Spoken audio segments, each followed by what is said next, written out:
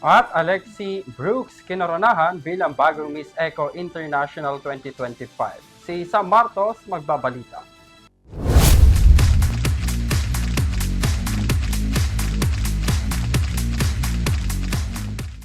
The Philippines! Kinoronahan na ang pinakabagong kandidata na nagwagi sa Miss Eco International 2025 sa kakatapos lang na coronation night na ginanap sa Egypt. Walang iba kundi ang pambato ng Pilipinas na si Alexi May Caimoso Brooks o mas kilala bilang Alexi Brooks.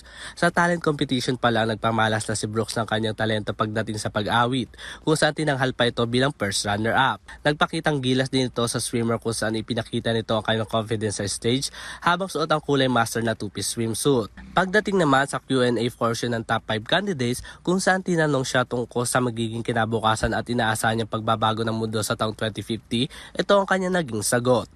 You know, if you want me to be realistic, climate change is impacting our world right now. And the only thing that we can do is to act towards it.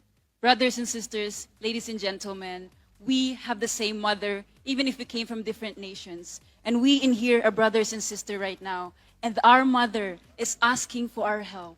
So we must save our planet Earth and we must take care of our Mother Earth. Thank you so much. Dahil sa nangibabaw niyang galing sa coronation night, siya ang nakakuha ng titulo bilang bagong Miss Eco International 2025.